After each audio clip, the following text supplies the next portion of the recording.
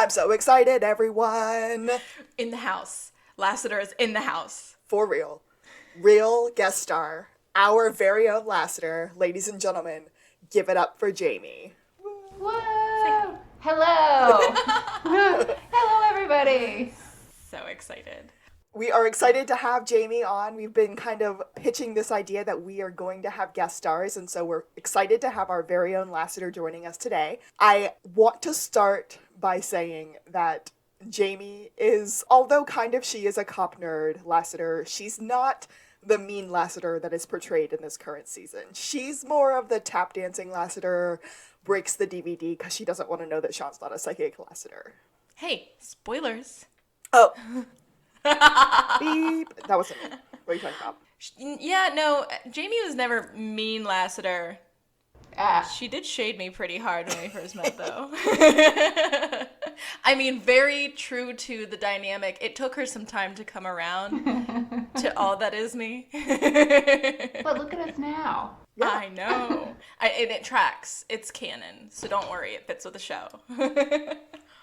I do want to call back to Cop Nerd Lassie. I'm very excited. I was a little bit nervous about the version of Lassie that we were seeing in the episode when it first kicked off, because I was shocked. I couldn't remember as much as I thought I was going to about the ins and outs and details of this episode. And I was like, oh, was this a good Lassie episode to pick? And then we got all his, like, cop nerd presentation stuff. And then I remembered that Jamie went to sheriff's camp a few times. And the last time, Jamie, what did y'all do collectively? But mostly you. We may have gotten kicked out for flipping over our crime scene car in the parking lot on graduation day. Did you really get kicked out if it was the last day? We absolutely did get kicked out. They wouldn't let us graduate. And I was actually up for the award that summer for, like, the head girl. And they had to give it to somebody else because I got kicked out. But in my defense, there were about 8 people that had the car up to their shoulders and couldn't push it over. And me and another girl stepped in at that point, you know, just to not risk injury. If they would have dropped it on themselves, I was really just helping for the greater good. It really was. Really. That's what it sounds like. It really was. I love that story. Oh, my. Well, I guess we can. Do you guys want to get into it? Let's do it. Showtime. Showtime.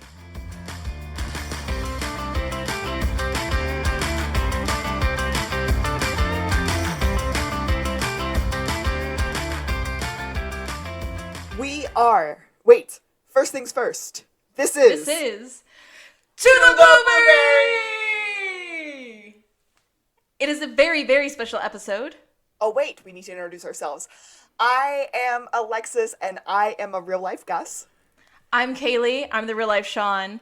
And here today, ladies and gentlemen, we have our very own real-life Lassiter, Jamie. We are super excited to have Jamie here to join us on Season 2, Episode 4 of Two Murder? Zero to Murder in 60 seconds. It's hard when you use a circle with a Shorthand? line through it as your of shorthand, but you also use it to mean zero. Oh. So I was reading it of to murder. That's not right. 0 to murder in 60 seconds. And like so many episodes, we start off with a flashback. 1987. And we are toe-to-toe in a race. And it was very blatant this time that the children were dressed like their adult counterparts. And Jamie, you don't watch this show as religiously as we do, but usually the children are dressed like children, but now they're dressed like their adult selves in the show. The first thing I noticed was Gus's striped shirt. I was like, stripes. Stripes are haunting me at this point, Jamie. They're in every episode. Gus is almost always wearing them. Wasn't there something about pineapples, too, in all the episodes? Yes. Okay. Although, did you have any luck? I did not. I didn't either. Did you Google where it's did. supposed to be? Yeah, no, it's not there. Yeah, no. Okay. I didn't even write down where it was supposed to be. I was like, lies! And then I completely just let it go out of my head. So, Jamie, yes, you're correct. They claim that in almost every episode of Psych, there is a pineapple. And in a lot of the episodes there are. A lot of them are very obvious. Some of them are in deleted scenes and you can find that information. But I feel like that's cheating. We have found quite a few of them that don't have pineapples, and we kept kind of writing it off too early on in the series. Like, everybody on the editing team wasn't behind that idea at the beginning, but hopefully it gets better and better later on. But yeah, no luck this time. yeah, so Henry is refereeing. He's very serious. The boys are very serious about their bike race. Sean's got a fancy bike. And a pair of headphones, and he's listening to Eye of the Tiger. I did not realize it was coming from the headphones until he's in the midst of losing this race. And then I was like, ah, cool. It's like in the scene, not just being played for our benefit. Gus just whips him. Gus wins the race hands down. And Sean's like, but my bike is so much better than his. And then we get some good old Henry wisdom. Yeah, hard work over pizzazz is what I wrote down as like paraphrasing. And at the very end, Sean kind of like is trying to take this and he goes, no. I know what happened. I was listening to the wrong song. Best 2 out of 3. The scene ends. Which segues so perfectly to modern day SBPD, Santa Barbara Police Department, and Sean and Gus are both just chilling. I don't understand why they're just chilling, but okay. And they're both in rolly chairs. And there's a wordless challenge going down, and we get a wheelie chair race, like right off the bat. They crash, and Lassiter just glares at them. I just wrote cheat. Who cheated? I forget. Oh, well, Sean Was Sean? definitely cheated. Okay. We can assume.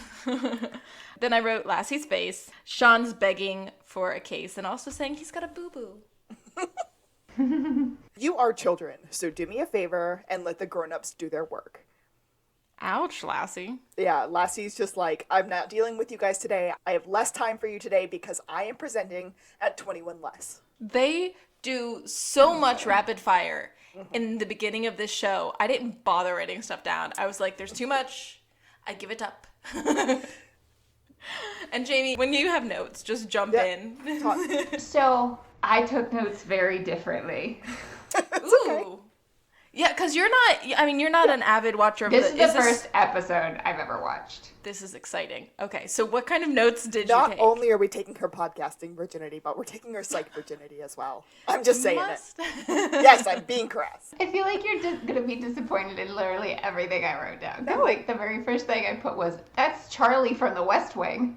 Yeah, no, Because it is. that's great. They reference each other's other roles in stuff all the time. Really? Mm-hmm. They do walk and talks, and the first time we got a walk and talk, I was like, "That's from The West Wing." They do walk and talks in Aaron Sorkin shows. Yes. So like I did that, and then is Gus short for something? Because I feel like that's not a.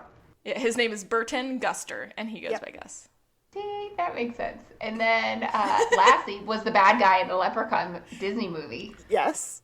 Yes. And That's one of my favorite ideas for bonus content is watching the other stuff that these people have been in, especially the Disney stuff.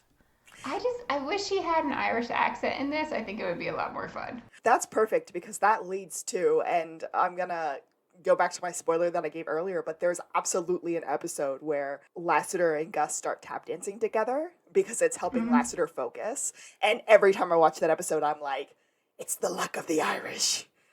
It's He's a fair Derek. Okay, so 21 Less actually stands for the 21st Century Law Enforcement Seminar. And then Sean's like, oh no, we call it 21 St. Set Less. And Gus goes, 21 Cent Law Info Sem. And that's the rapid shorthand. But Lassie's going to present the most cutting edge of technology at 21 Less. We'll see. I was like, We'll see, Lassie. cop nerds. Okay. We get some walking and talking, and then we go out the front doors, and Lassie's still trying to brush the guys off, and he goes to remote control open his car, and I just wrote, "Where's your car, dude? Dude, where's your car?" Dude, where's my car? I wanted that reference so bad. I don't know if these were too close to the same time for that to happen. Opening credits. Did you watch the credits, Jamie? I didn't. No, I hit the skip button. Oh, You know what? I want to give you crap, but I did this time too. Never. First off, you guys didn't tell me to watch it. No, I mean, I didn't know to. It doesn't. Okay, so Yeah, it's it not doesn't important. give you anything about the episode specifically, but it's the theme song, and it gives you scenes of like other episodes that have happened and will happen, and you get like a brief glimpse of like all the main players. So I feel like it could be helpful, but like I'm just sad you missed the theme song because I love the theme song so much. I'll go back and watch it. It's okay. But we're still at SBPD. Lassie and the boys are walking back in, and Lassie's like, don't say a word, play it cool, say nothing. And he's like, finger guns. He's like, just walking and talking with my boys. What? and then he stops. And looks at the boys and said, is this a prank? Is this some sort of punking? You can hear the hope in his voice. But I did write Ashton reference because Yes. he thought he was being punked.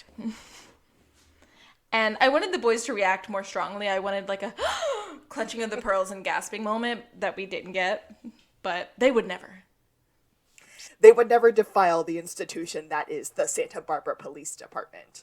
And as soon as Lassie walks away, Gus goes, did you do it? We end up at Lassiter's desk, and Lassiter's trying to figure out what's going on with the car, but Sean immediately psychically sees that something put his car in risk recently because he saw a valet ticket on his keys. Fancy Pants Lassie went to a fancy restaurant, the name of which I don't think we ever get. Am I wrong? Nope. Okay. Someplace posh, surprisingly upscale for someone on half a civil servant's salary, which is such a mean divorce joke. I was wondering if that's what that was. Is he even divorced? I think he's still separated. Yes. I guess they're just separated still, but he split up with his wife over 2 years ago, and so Sean just kind of jabbed it in there.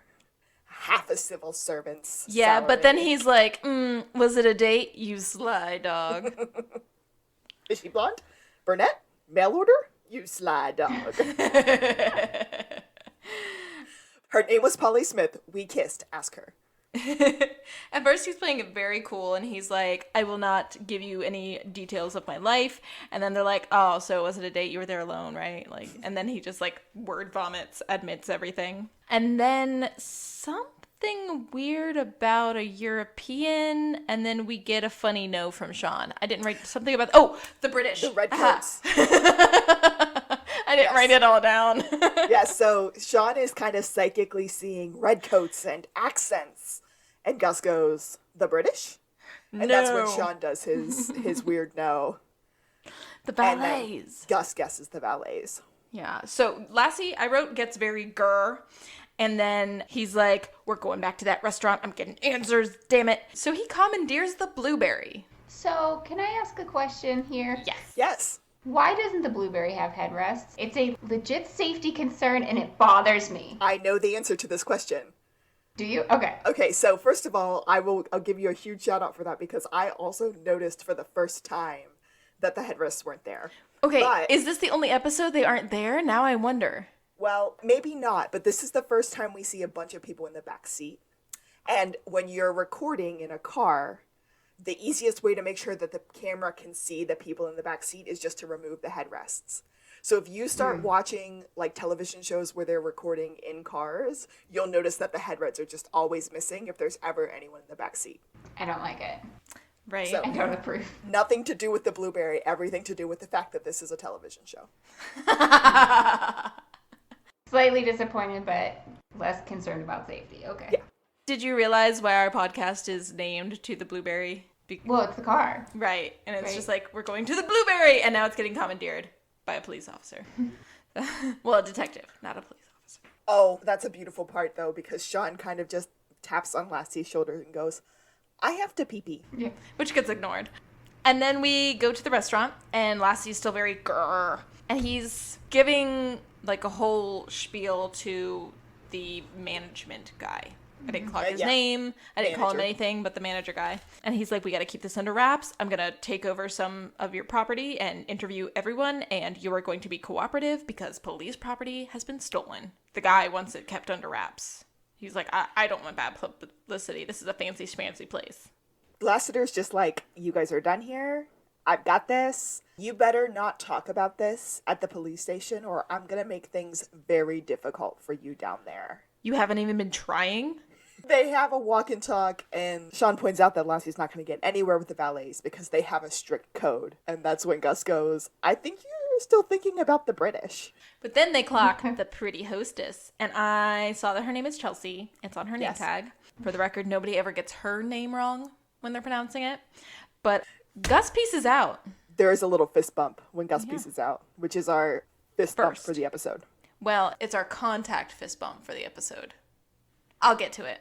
Okay, I'm excited. Sean plays psychic to get deeds on Chelsea because not only is he looking for information, but he is high-key hitting on her, which she assumes and tries to give him the brush off. But he clocks that she's got museum pamphlets and something else in her possession. I just saw the miniatures, like the Museum of Miniatures pamphlet, because that's what they refer to later. Yeah, there was something else that he saw, and it made me write down... about old people. Yeah. Oh, yeah, senior discount. That's what it was. So I wrote down Grammy, and then I scratched out and wrote parents. So she's like, oh my God, that was so good. My parents are going to be in town. And he's trying to get some info on the valets, and she's like, oh, you were serious about the psychic thing and not just hitting on me. But she gives him her digits anyway. Sorry, I do voices. I don't... There was a new valet that started yesterday and didn't show up today. And Sean's like, I think that has to be our connection. Can I get the contact info for this person? Yeah, and that's when she scribbles and she hands it over and she's like, yeah, here's the number and now I'll get you the valet's information. But he heads on over and he realizes that the phone number for the valet is actually just a payphone outside of a warehouse. He's sitting on his motorcycle the whole time and I just wrote, well, this is silly. He looks silly. His sunglasses were terrible, by the way. His soul patch in this episode, what is this? Like, I really referenced How did I miss the soul patch? His sunglasses offended me, but his soul patch... He's never this soul patchy. This is extreme. This is 2005, my friends. I wrote down what year is this. Yeah. Also, I feel like it's very Scooby-Doo-ish. Yeah. Like, all of it just reminds me of Scooby-Doo. Yeah, that's pretty accurate. I would say, especially the first episode, the American Duos episode of this season, is super Scooby-Doo-ish because, like, the bad guy's with them the whole time, and you never really know what's going on, and then he's been sitting 2 feet away from me this whole time. Yeah, also the flopping that Sean likes to do, like, yeah. But in this scene, we get some really great references. Sean's telling Gus on his cell phone that it's a payphone outside a warehouse, and he instantly goes, no, I don't know if it looks like the warehouse from Blue City. What are you talking about? Of course more people saw From the Hip than Blue City. You know what? I don't have time for this. Don't talk Judd Nelson with me right now. So I did some outside research, and I'm very, very happy to share my findings with you guys. Please. Blue City is a film from 1986 starring not only Judd Nelson, but also Ali Sheedy. They both were in The Breakfast Club together. I watched the trailer for this movie, and at first it feels very Sean. It's very like his dad's been killed. He was the mayor in Miami or like just outside Miami. This kid's back in town. He wants to find out and he's gonna like upset the status quo, but he's also like doing some fast talking and it's very Sean. But then there's like some gunshots and all kinds of crazy stuff. Also, the guy from CSI, the ginger who takes off the sunglasses and is like a total meme. I want to say Crusoe? I don't know. He's in it also. Dave Caruso. Yes. And then From the Hip is from 1987, another Judd Nelson movie. I also watched this trailer, and he's a lawyer. The trailer didn't give much, but the synopsis says that he's defending someone that he's starting to believe is actually like guilty and a psychopath, and he's like doesn't know what to do about it. But it also has some weird jokes. There's a part where he puts a vibrator on a desk, and opposing counsel objects, and the like lady judge legit just goes, I don't know what you want me to do. It's not mine.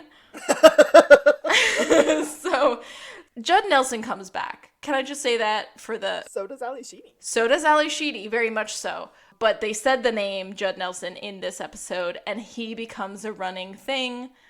We haven't seen the last of him. Sean wants Gus to just go ahead and meet him back at the Santa Barbara Police Department so that they can talk through everything that Sean has found out. And that's when we have a good moment of it's been staked, it's been stuck, it's been staken. No, staked, right? Right? Because the warehouse has been staked out. But It Gus got is staked. so pumped about the warehouse. Like, his entry to the scene is just like, oh my god, a warehouse. That's awesome, right? It's a chop shop. Chop, chop, chop. We go into Chief Vic's office, and a full-on psychic freak-out moment happens. Sean screams, "Chopsticks! Chop salad! Chop suey! Willie and the Chopper Bunch!" Yeah, I wrote that down, but I can't read it. And then he goes, and a little mouse called Algernon who lives in a maze. And then she's like, Flower Street? Is it a chop shop on Flower Street? So, Willie and the Chopper Bunch is a movie from 1947. That was a real 1974. name of something? Yes, it absolutely was. Oh my god, I thought we were just funky bunching the name. Is a little mouse named Algernon a pop culture reference? Yeah, Flowers for Algernon is a book or a story. I feel kind of dumb for not knowing that. Hey, that's okay. As they're gonna go investigate it, Chief Vic just turns around because while Sean had been talking about all the chopping, he started, like, chopping up Chief Vic's printer. And Vic goes, "You know you just bought that, right?" Also, Jamie, how much do you love Kristen Nelson as Chief Vic? Isn't she, like, amazing? I like her. I didn't know her name or the other girl's name that was real excited about the PowerPoint. That was Juliet. Oh my god. Yes. Oh god. Yeah. Juliet is the Amanda. That's Amanda. Fair enough, yes. Yeah. Who, And- friends, joined us for episode 3. Yes. So this isn't our first guest episode, but we're very excited to have Lassie here finally. I don't have anything else for this section. Yeah, we end up at the chop shop. Sean bought the printer and we're at the chop shop. They're tearing it down. Yes. Can I ask a question? I'm sorry. I keep raising my hand like everyone's going to see me raising my hand. So when they were talking, they keep alluding to Gus's, like, real job. Oh, yeah, And I think they did in that scene. What is his job? He's I have, like, Sean's face. pharmaceutical salesman. Well, he's a rep. He's a sales rep. Yeah. He's a pharmaceutical And he drives the Blueberry salesman. for- It's a company car. It's a company car. It's a company car, Sean. Really quickly, we see somebody getting arrested. His name is Wally, and Sean immediately clocks the fact that Wally is in the backseat of the police car with a smile on his face. Boy, smirk smiling. Just weird. But Chief Vic is like, we have tons of evidence. We got everything we need for convictions and just tearing this whole operation apart.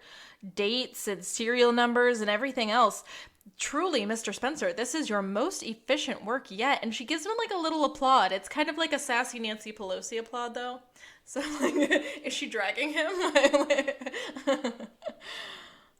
I've got, where's Lassie's car? Because he is mad and he wants his car because it's not here. Answer Sean. But Sean's like, don't worry about it. We had some guys come in first. Move it out of the way. You're out of the hubbub. It's parked on the street. I thought that was really nice because I didn't think they were, like, close like that, but they watched out for him. I thought that was, Yeah. like, sweet. Yes, that relationship, like, at the beginning of, like, the series, that relationship is very one-sided. Sean is trying to get Lassiter to like him, but Lassiter just doesn't trust him.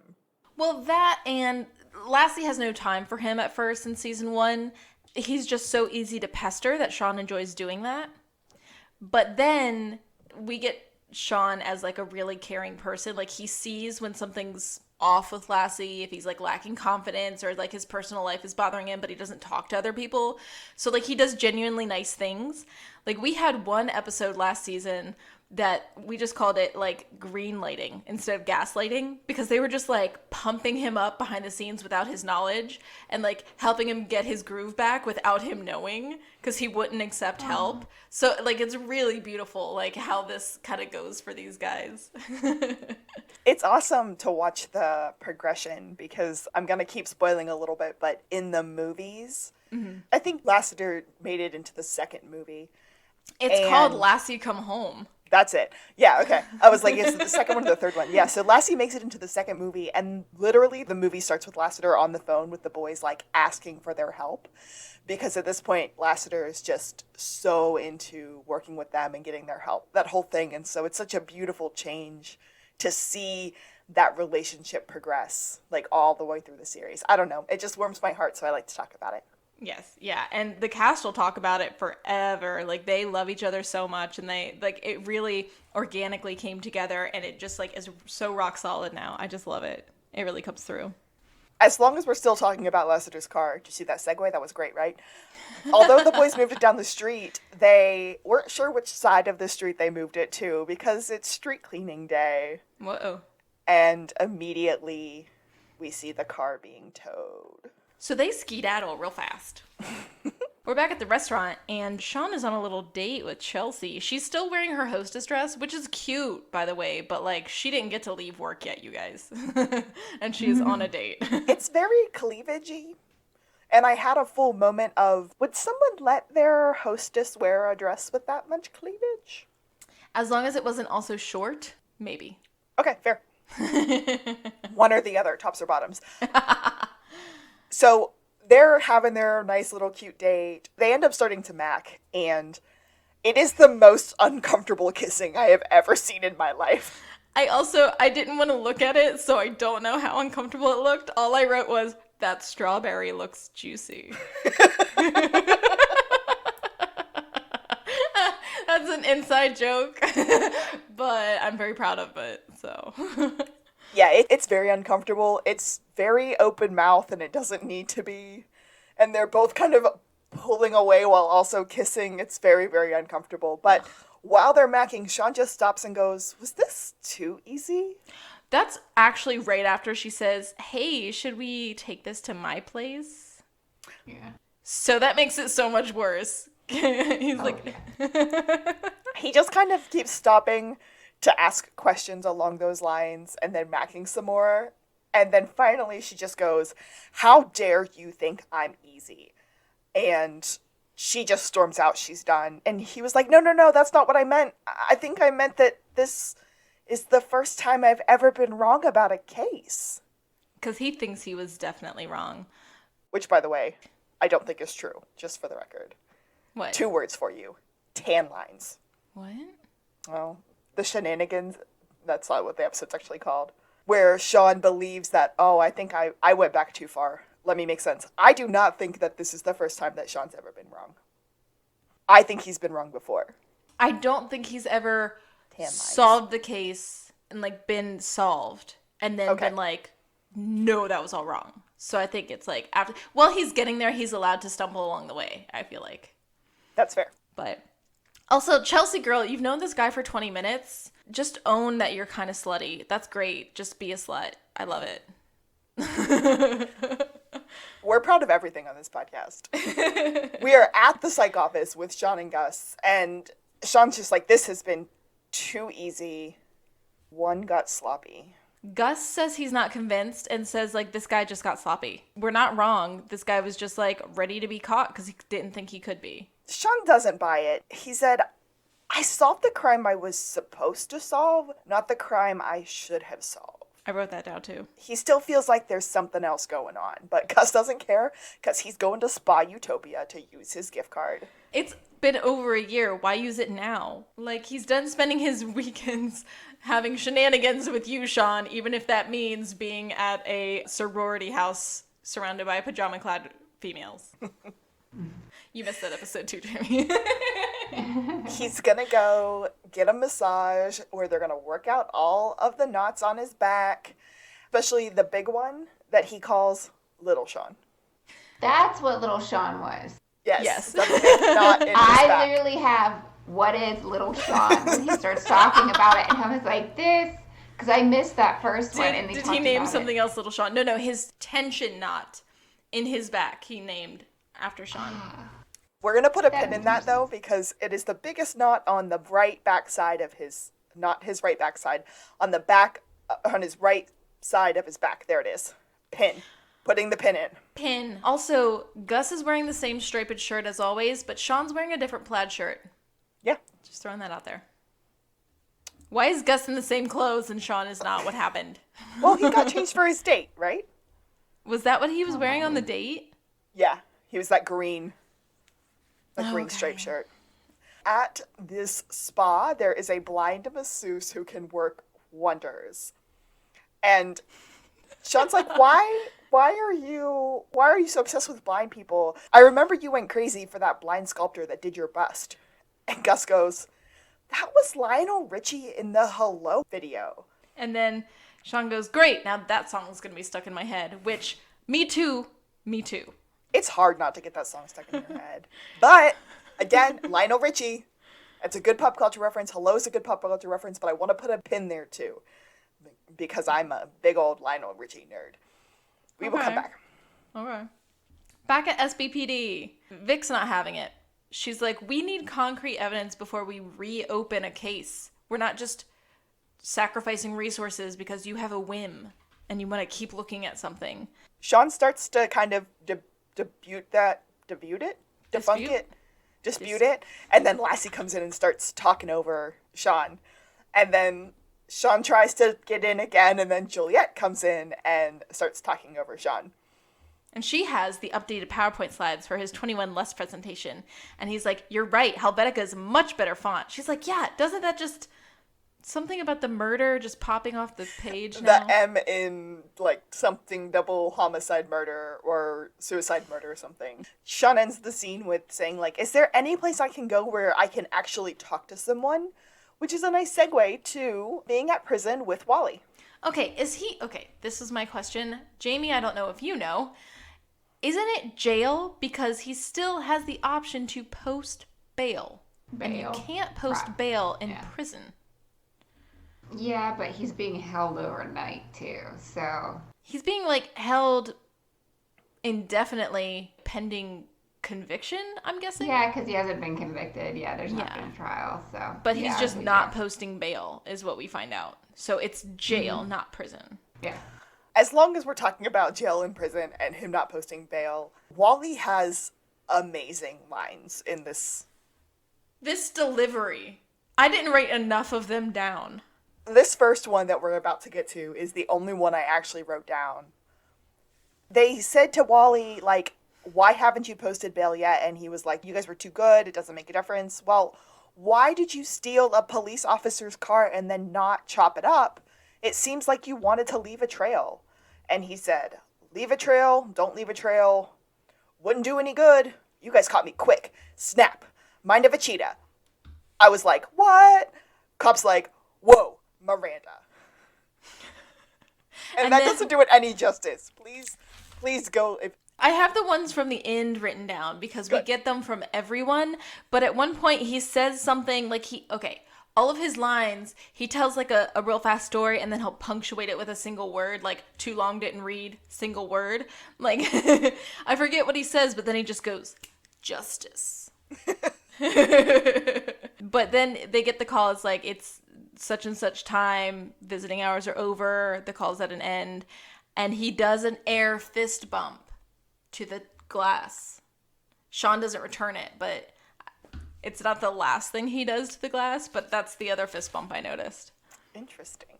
Sean goes to sign himself out, and he notices on the sign out and in sheet the name Johnny G is all over the place for visiting Wally. So he clocked that real fast. I guess in the next scene we find out about Johnny G, which is at the spa with Gus, where he is getting ready to get his massage. He's going to relax and hydrate before his massage. Sean is explaining to Gus about what he found out, and Johnny G is the owner of Johnny G's Bling It On custom auto shop. And he's like, I've got a new angle. I've got a way in to like reopen this, expand it, find something out. Gus is over this, and he tells Sean that little Sean just got bigger. It's my stress knot. They are going to go investigate. Gus is going to skip his massage because he didn't get in with Gloria, the blind masseuse. But he was going to be seen by Kelly. Who is this? Kelly was cute. Kelly was a fine specimen. Man. Yeah. And he's cracking his own body, like readying himself to like tear Gus limb from limb. And I was just like... He just walks out and he goes, call me Kel. And I'm just like, I'll call you Kel. They go to Johnny G's. Everything is going to be good because they're going to be able to talk to Johnny G because they're going to be clients. And Gus is super against tricking out cars. He does not think that that's a good idea. And immediately, Sean starts seeing parts and serial numbers on the parts. So he's taking stock of everything around him. He's like using this for recon. And then we get an introduction moment. Does Sean say his own name? No, Johnny G knows who Sean is. Mm-hmm. He kind of ran up to him and was like, "Yo, Sean, I got your ride." He keeps saying, "Nah, mean, nah, mean." Sean said, "This is my friend, Ovaltine Jenkins." That was the name. Yeah, I didn't write it down. Yeah, and he's like, "Oh, you're gonna love what I did to your ride. Like, we super pimped it out. It's all souped up. I did all the final checks myself." That is important to point out. Johnny G does all the final checks himself just to make sure everything's up to standard, nah, mean. He's a white guy. For the record, I'm making fun of him. He's like Pitbull. Yeah, very, very pit bully. Yeah. I don't know what they did to the blueberry, but to give anybody a little rundown, we've got yellow flames on the front. We've got a spoiler. They put a... On the back. There's also Amazing. a spoiler on the back. Yeah. They put like a pipe out the front. Yeah. BT Nav Rims. music station. Oh, it's completely a hot mess. It's, yes, gaudy yellow flames on our soft blue blueberry. Like, oof. Yeah, it's disappointing. It was bad. But I called it the Ballenberry because the song that we're listening to I keep saying ballin' like a lot. Gus is mad because he knows that Sean spent all of the money that they got from solving the Chop Shop case on this car mod.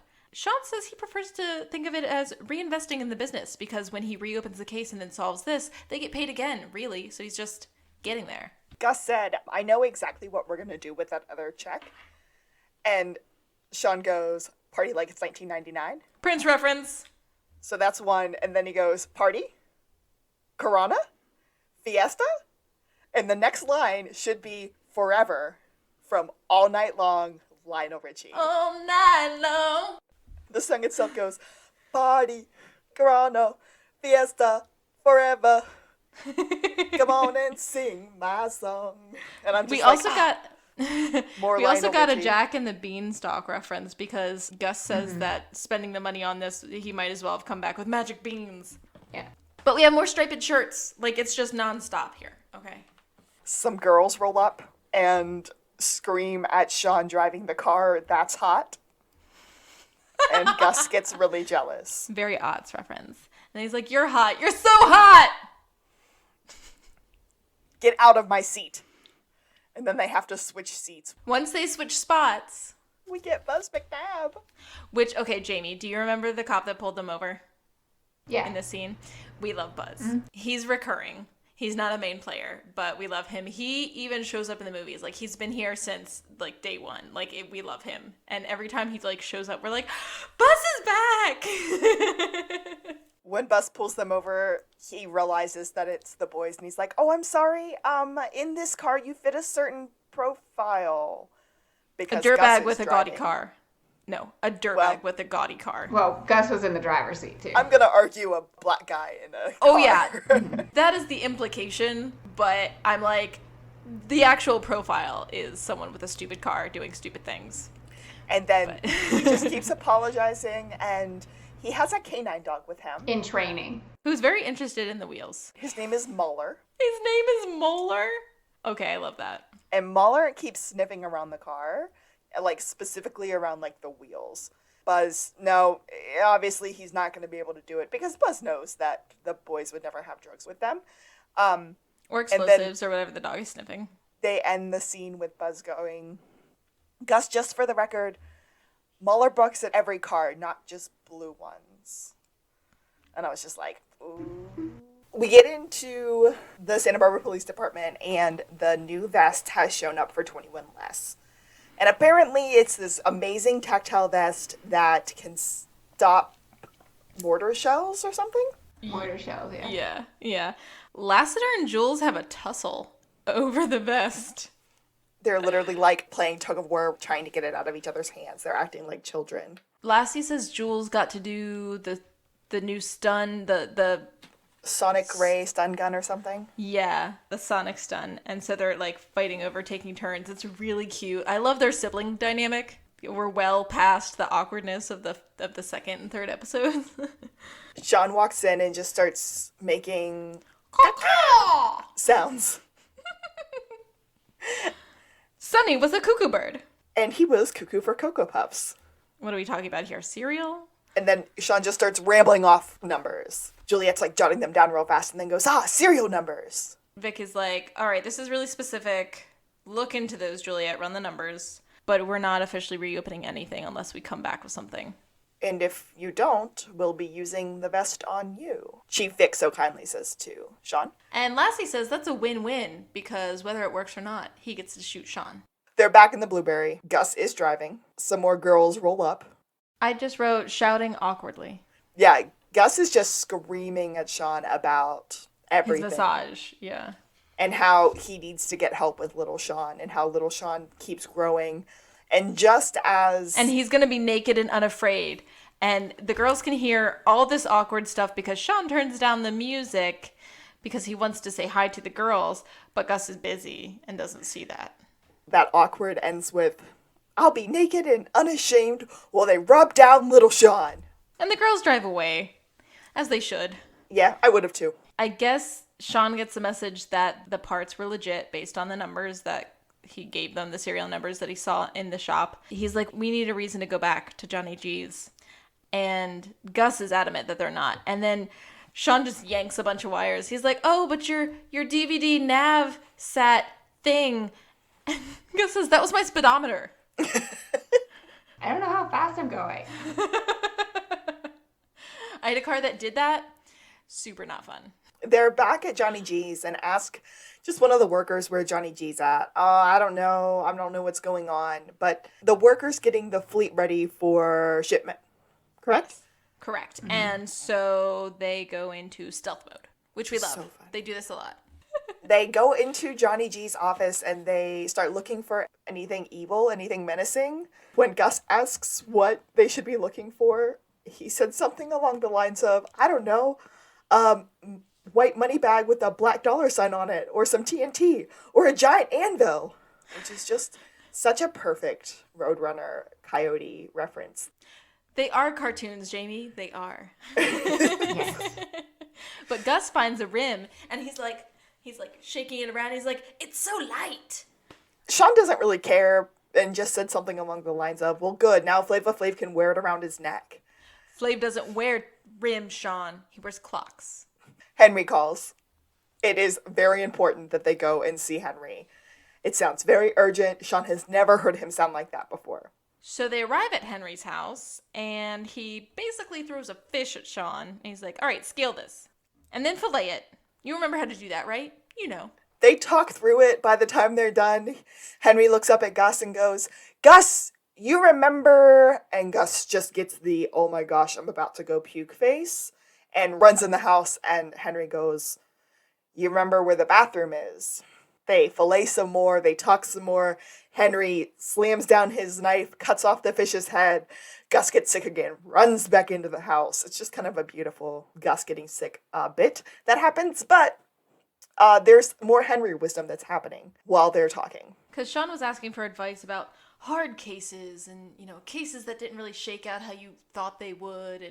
And he's giving him really salient advice about, like, you know, sometimes you don't get your guy, or you just don't have the evidence, or he walks, or Sean's like, no. I'm talking, has it ever been too easy? Like, it was just, like, not right.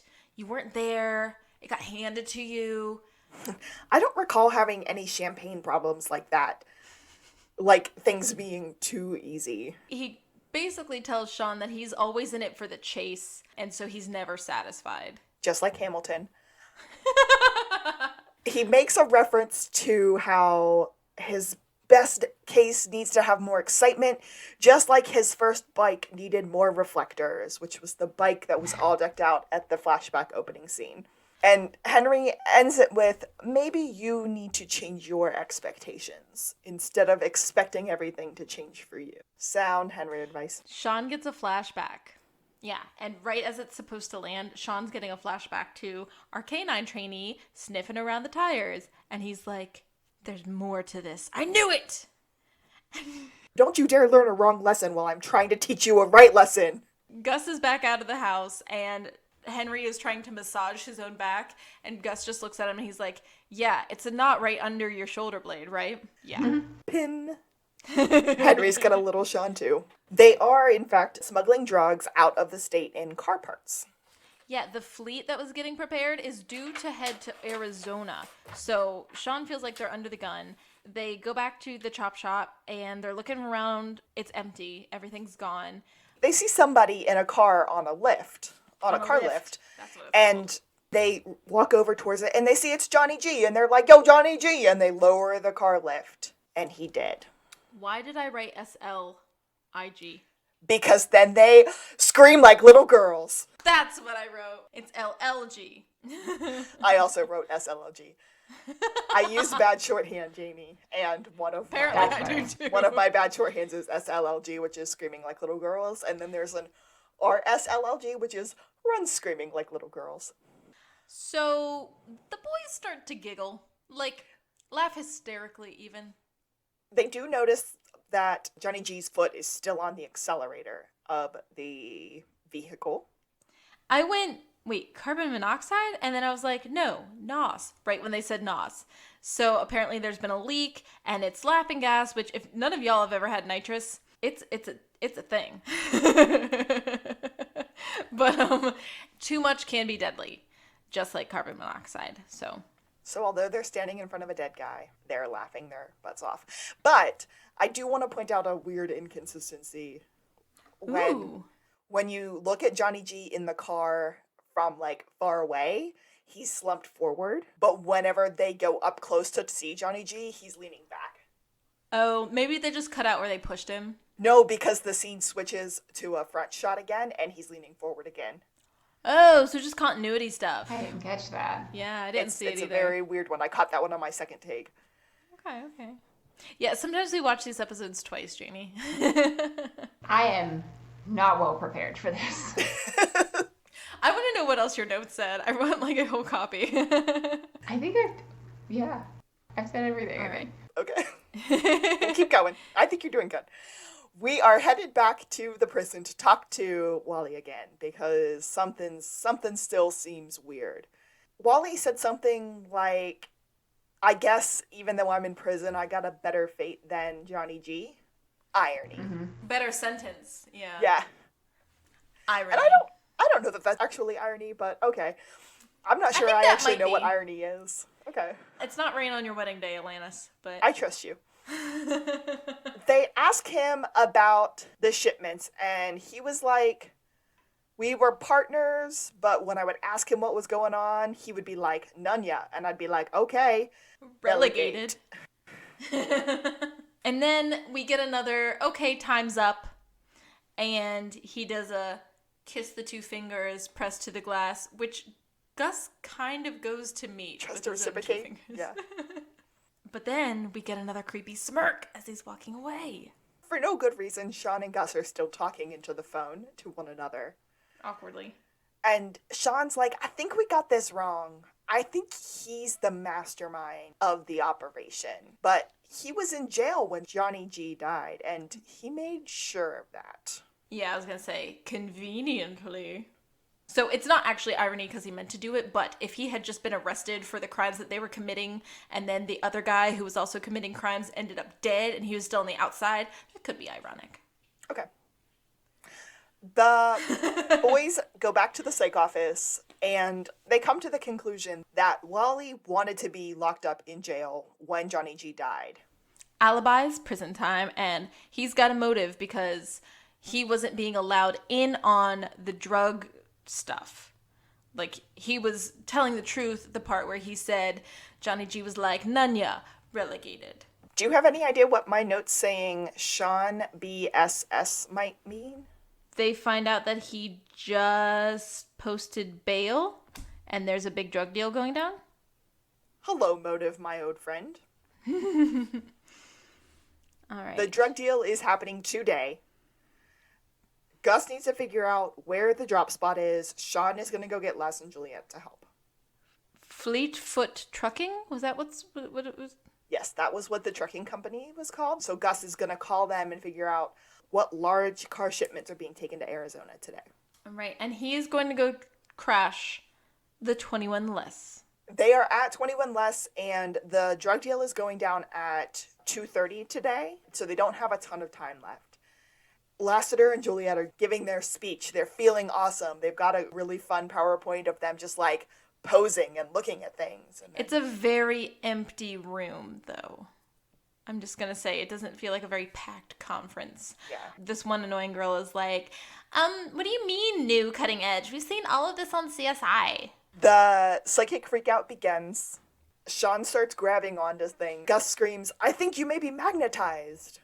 And Lassie goes, we don't need a psychic today. This is not about that nonsense. But as soon as everyone starts kind of being like, "Oh, he's a psychic? Does he work with you?" Awesome.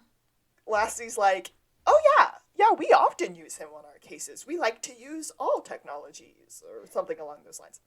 Yeah, all the resources at our disposal. And then Sean starts screaming nonsense like, Michael Douglas, Catherine Zeta-Jones, Don Cheadle. And the girl yells, traffic! And then he grabs something else, right? Hold on, we gotta go back.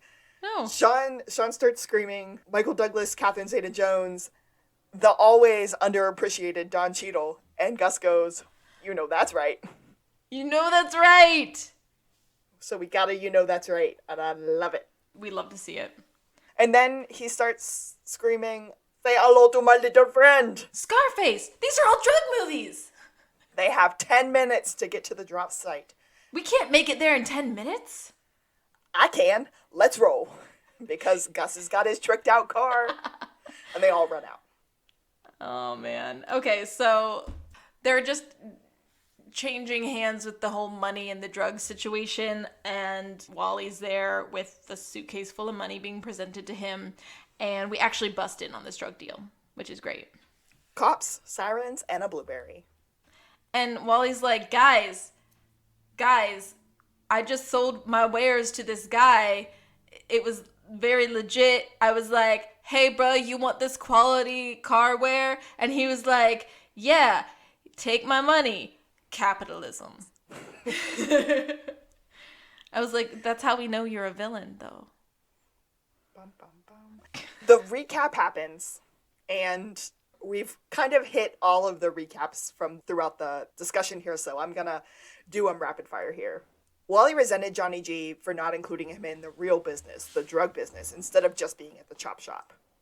Wally comes up with this idea of having the perfect alibi to be in prison when Johnny G is killed.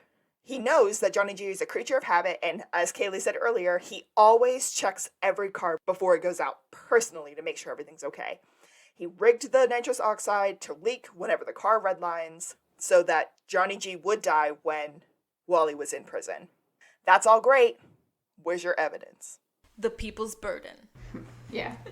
Right here, I wrote, Sean's hair is horrible. His hair is overgrown. It's creeping down his neck. It's almost turning into, like, I want to be a mullet. I hated it.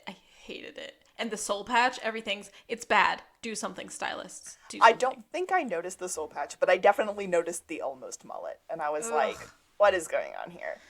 All right, so Sean starts hearing something. Do you hear that? Who's speaking? Who's the chatty Cathy? Oh, it's Bessie. Gus, it's Bessie. Bessie the Mustang?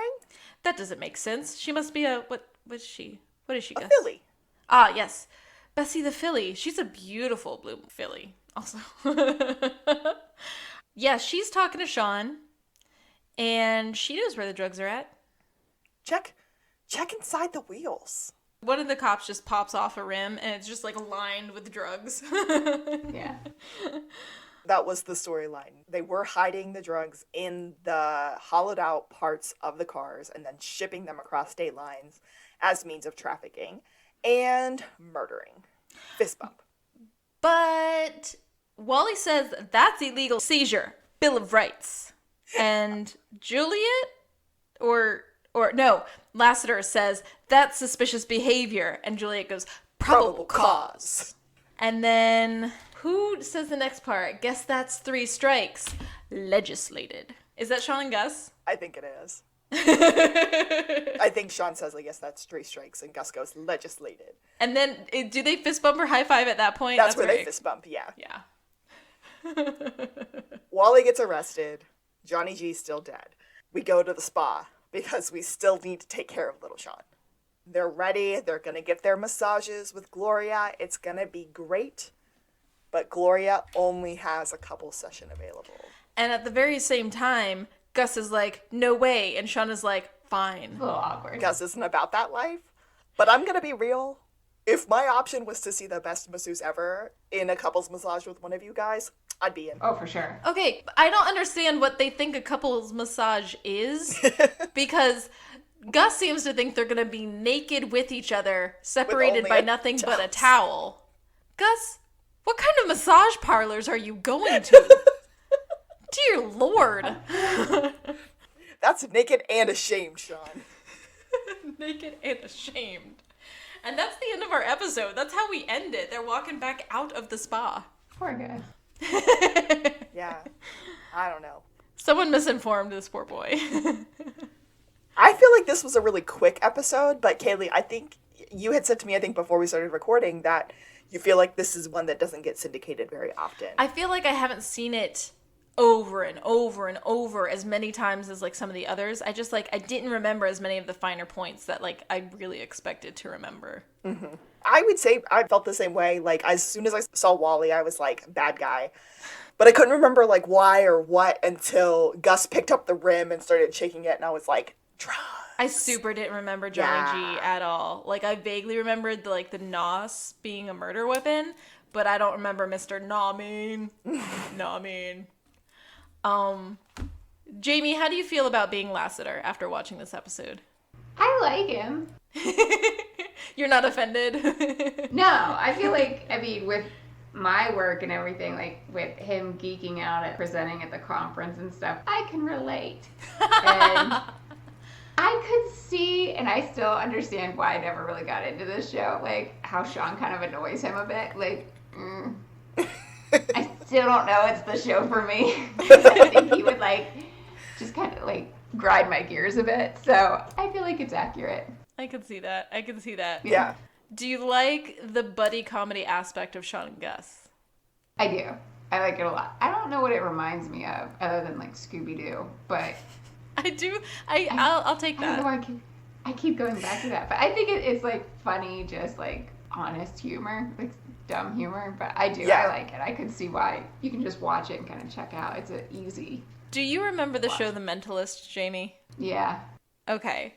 So I knew you'd remember because you think that guy's kind of saucy. Yeah. That's fair. They make allusions to that show because he does a similar thing. Yeah. In that show, so they start to poke fun at the similarities in Psych and just make references to Mentalist, and I think I have to figure out which episodes those are.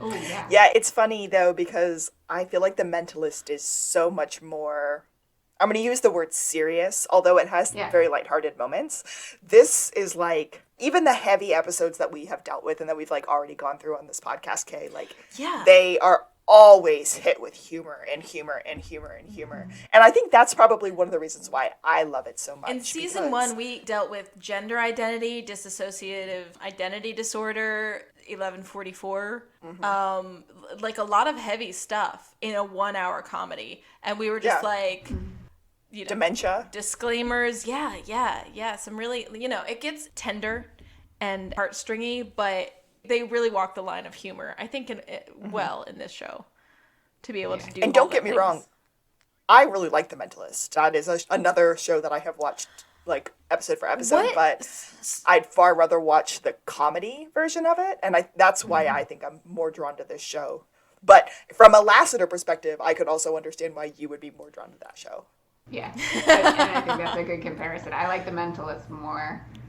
That's, I don't know, more my cup of tea, but I do appreciate the humor in this one for sure. I don't think I ever watched The Mentalist. What was it on? What was its platform? It's currently on Hulu or something, maybe? I think it's on Hulu right now, Okay. yeah. That's where I never watched it real time. I watched it years after. and it was a good one. Or like Netflix, something like that. Yeah, it hits me like maybe like a TBS, like something like a Burn Notice or like a... Was Burn Notice USA? Yeah. I'm very confused. Mentalist wasn't, though. Mentalist wasn't. Mentalist was like ABC, Fox, Yeah. CBS. I think it was CBS, if I'm wrong. I probably am. Really talking about The Mentalist a lot, but yeah, Yeah. I mean that's one of the references I thought Jamie would like appreciate, and Yeah. So that was season 2, episode 4. And I think the biggest pop culture reference that we missed from the beginning was the title. Gone in 60 Seconds. I think the title was a reference to Gone in 60 Seconds, but I also think it... That was Stolen Cars and Angelina Jolie, right? Yeah. Isn't that 0 to 60 or 0 to 160 seconds? Is that not a Fast and Furious reference to... Am I making that up? I think 10-second car is more like... Yeah, okay. I think you're right. Okay, there we go. That was our other pop culture reference that we missed. As we said earlier, no pineapple. No Disappointed. pineapple. Yeah, Psych Wiki didn't even try. It skips it. It's not on there. Yeah. And then like if you go further, yeah. I found another website that I use sometimes because, I cheat now. They talk about, like, Henry's shirt. Nah, that's palm trees. Yes, again. They talk about, like, there being pineapple in Chelsea's water while they're on the date. No, that's a reflection of the flowers that Sean stole from table 1. I don't know. It's just a whole lot of guesses. I don't think the pineapple's there. No. I'm going to put it out there. But as we say in every episode that we do not find a pineapple, friends, if you know where that pineapple is, please let us know. Reach out to us at totheblueberrypodcast@gmail.com. I have that email on my cell phone now, and I check it every day, and we still have yet to get any emails. So I put it in the description on all of our posted episodes. It's at the bottom. I don't know if it's on our YouTube as well, but I've started putting it in YouTube. All right, are we ready to wrap up, ladies? I think so. All right. I have been Kaylee, and that is Fresh to Death. I'm Alexis, and you can both be shot. Just sign the waivers. And I am Jamie, and you have the bearings of a wounded bumblebee. And this has been To the Blueberry! Psych out.